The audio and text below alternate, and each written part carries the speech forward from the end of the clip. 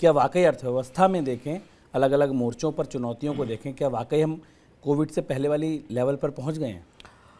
हाँ शुभम, ये आंकड़ा बहुत कई मामलों में महत्वपूर्ण है और ये सवाल बहुत महत्वपूर्ण है कि हम कहाँ खड़े हैं और हम कहाँ थे। इसकी तुलना जीडीपी के आंकड़ों में की जाए तो हमें बहुत तरीके के अलग अलग संकेत मिलते हैं।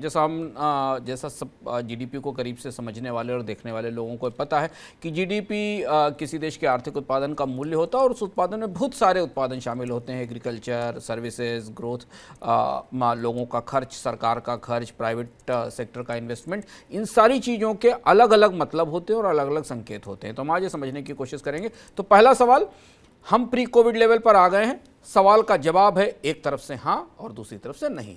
हाँ यहां से कि यदि आप एब्सोल्यूट नंबर में, और हमेशा हमें कहते हैं कि जब अर्थव्यवस्था मंदी में हो या अर्थव्यवस्था में नकारात्मक विकास दर हो तो प्रतिशत के फेर में नहीं पड़ना चाहिए, क्योंकि प्रतिशत आपको कंफ्यूज करता है। अगर आप एब्सोल्यूट नंबर में देखें कि 145 लाख करोड़ का जीडीपी कोविड से पहले के साल में था और अब 146 लाख के करोड़ के आसपास का जीडीपी, 147 लाख करोड़ के आसपास का जीडीपी कोविड के बाद के साल में, तो हम ये कह सकते हैं कि अगर ओवरऑल भारतीय अर्थव्यवस्था की विकास दर को नापा जाए पिछले 24 महीनों में तो वहां आकर खड़ी हो गई है जहां वो पहले थी। लेकिन वो स्तर बहुत अच्छा नहीं था। यानी हम जब कोविड में पहुंच रहे थे तो हम वैसे ही लंगड़ा रहे थे। भारतीय अर्थव्यवस्था की आर्थिक विकास दर गिरी हुई थी, न्यूनतम थी। उस समय हमें कोविड के वायरस ने हिट किया था। अब एक तरीका देखने का ये है, और ये नजरिया महत्वपूर्ण है, क्योंकि प्री कोविड लेवल को हमारा लक्ष्य मान लिया गया था कि किसी तरह से हमें गड्ढे से निकलकर बाहर खड़े होना है।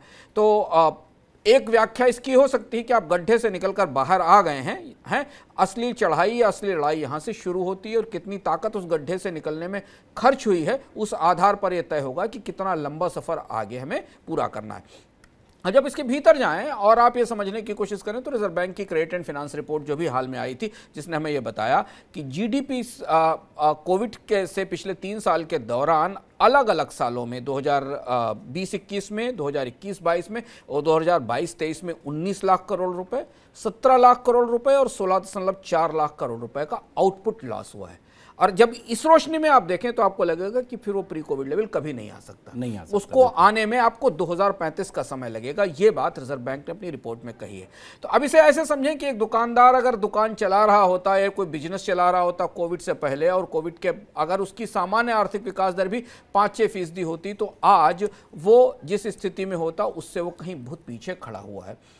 यहां जिस लॉस की हम बात कर रहे हैं शुभम, वो लॉस है जो कंपनियां बंद हो गई, जिनकी नौकरियां चली गई, जिनके वेतन की वृद्धि खत्म हो गई, जिनके बिजनेस कोलैप्स कर गए, ये वो लॉस है। और इसीलिए रिजर्व बैंक ने इस आंकड़े से पहले हमें कई मामलों में सतर्क किया था। उसने ये कहा था कि 2034-35 में इंडिया 2034-35 तक जाकर भारत अपना उस लॉस को रिकवर कर पाएगा जो कोविड के दौरान हुआ था। पहली चीज।